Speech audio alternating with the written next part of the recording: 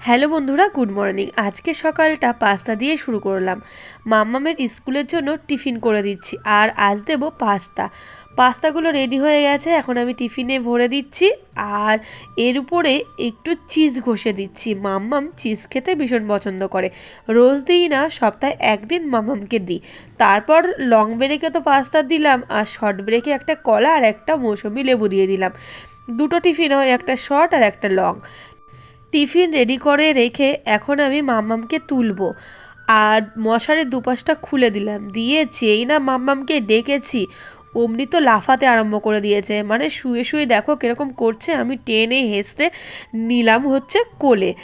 ও তখন থেকে বলছে আমি স্কুল যাব না। এইরকম কিন্তু ও কোনো দিনই করে না, আজ প্রথমবার এরকম বায়না ধরেছে যে স্কুলও যাবে না।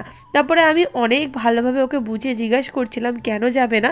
তখন ও বলছে যে ওর নাকি কম্পিউটার পড়া ভালোভাবে রেডি করতে পারেনি। মামামের স্নান হয়ে গেছে, এ দেখো কম্বল গায়ে দিয়ে বসে আছে। প্রতিদিন সকালবেলায় স্নান করে কম্বল গায়ে দিয়ে বসে থাকে। আর এখন মামাম খাবে। এই দেখো দুধ আর কর্নফ্লেক্স নিয়ে নিয়েছি। তো চলো মামামকে খাইয়ে নিই, তারপরে আবার তোমাদের সঙ্গে দেখা হচ্ছে। ঠিক মাম্মাম দেখো পুরোপুরিভাবে রেডি হয়ে লিফটের সামনে এসে দাঁড়িয়েছিল, কিন্তু লিফটটা উপরে চলে গেল। অনেকক্ষণ দাঁড়িয়ে থাকার পর লিফটটা যখন উপরে চলে গেল, মাম্মাম বলছে চলো পাপা সিঁড়ি দিয়ে যায়। তা ওরা আবার সিঁড়ি দিয়ে চলে গেছিলো নিচে। প্রতিদিন সকালবেলায় ঘুম থেকে উঠবে, একটু উঠতে জোর করতে হয়, কিন্তু ওঠার পরে ব্রাশ করার পরে স্নান করার পরে ও ঠিক হয়ে যায়। তখন আর মানে আলিস্যি করে না যে আমি উঠবো না। শুধু ঘুম থেকে ওঠার সময় শুধু বলে যে আমি ঘুম থেকে উঠবো না, আর একটু পরে উঠবো। কিন্তু কোনো দিন বলে না যে আমি স্কুল যাব না। তো যাই হোক বন্ধুরা, আজ কিন্তু খুব ভালো রোদ বেরিয়েছে। আমি ব্যালকনিতে আসলাম, আর জামা কাপড়গুলো কালকে মেলে দিয়েছিলাম, শুকিয়ে গেছে। এখন তুলবো, তো হাত দিয়ে দেখছিলাম যে শুকিয়েছে কি না।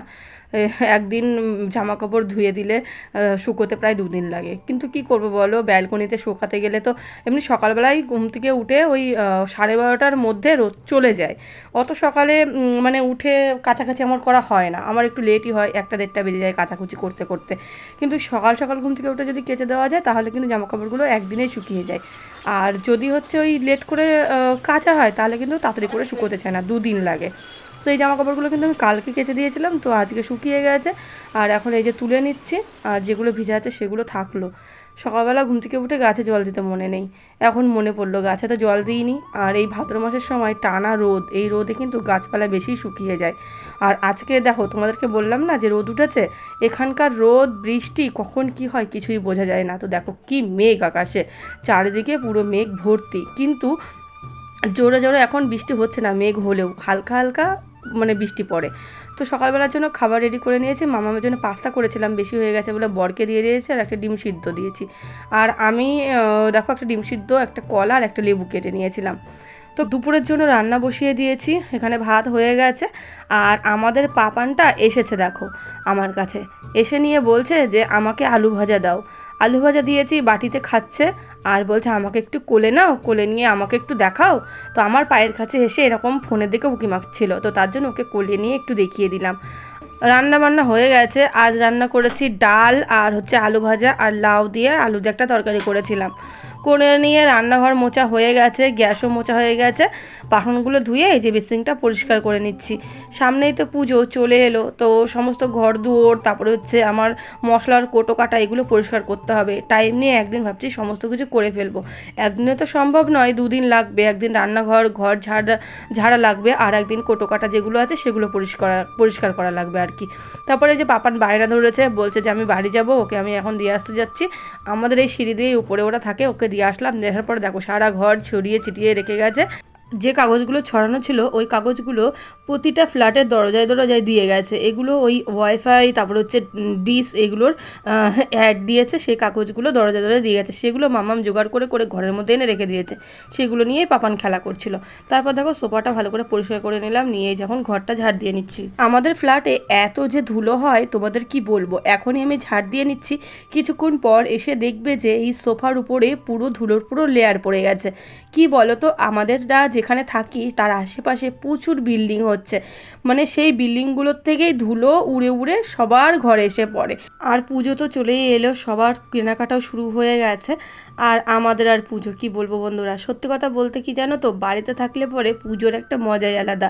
যেহেতু আমরা প্রবাসে থাকি, তো প্রবাসে যারা থাকি তাদের পুজো মানে সেই বাড়ির মতো আর আনন্দটুকুনি হয় না। হয়তো জামা কাপড় নিই, কেনাকাটা করি, সমস্ত কিছু করি, হ্যাঁ ঠাকুরও দেখতে যাই, এখানে পুজোও হয়, কিন্তু বাড়ির মতো তো আর পুজো হয় না বলো। মানে আমাদের ওয়েস্ট বেঙ্গলের মতো তো আর এখানে পুজো হয় না। এখানে পুজো হয় খুব অল্প স্বল্প পুজো হয়, আমরা প্রতিদিনই বেরোই, কিন্তু ওই হচ্ছে মানে সেই মজাটা আর আসে না বাড়ির মতো, যে ইস সবাই একসাথে দেখা হয়, হই হুল্লো মানে হাসি, সব একসাথে ঠাকুর দেখতে যাওয়া, সেই জিনিসটা আর আমাদের এখানে হয় না।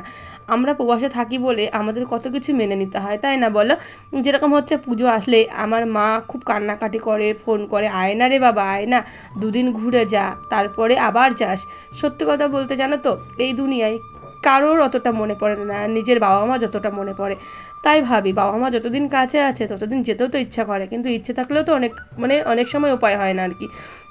যে কয় বছর মেয়েকে স্কুলে ভর্তি করেছিলাম না, সেই কয় বছর যেতাম, কিন্তু মেয়েকে স্কুল ভর্তি করার পর থেকে আর বাড়িতে যাওয়া হয় না। খুব মন খারাপ হয় মা বাবার জন্য। তারপরে দেখো মাম্মাম স্কুলে টিফিন বানিয়ে দিয়েছিলাম পাস্তা, তোমরা দেখেছো যেরকম টিফিন দিয়েছি সেরকম টিফিনই বাড়িতে ফেরত নিয়ে চলে এসেছে। ওকে যে কি বলবো, এত কষ্ট করে আমি টিফিন বানিয়ে দিই, কিন্তু টিফিন খায়ও না, শেষও করে না। তুমি দেখো শরীরের কি অবস্থা হচ্ছে দিন দিন না খেয়ে খেয়ে।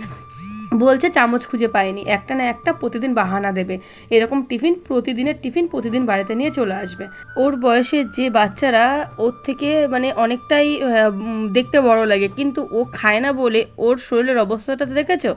এই পাস্তা কিন্তু লাস্ট পর্যন্ত আমার পেটেই গেল। এইভাবে খেয়ে খেয়ে মাম্মাম পাতলা হচ্ছে আর আমি মুটো হয়ে যাচ্ছি। তো যাই হোক বন্ধুরা, চলো আজকের ভিডিও এখানে শেষ করছি। কেমন লাগলো তোমরা জানিও, যদি ভালো লেগে থাকে আমার চ্যানেলটাকে সাবস্ক্রাইব করতে ভুলো না কিন্তু। Tata bye bye.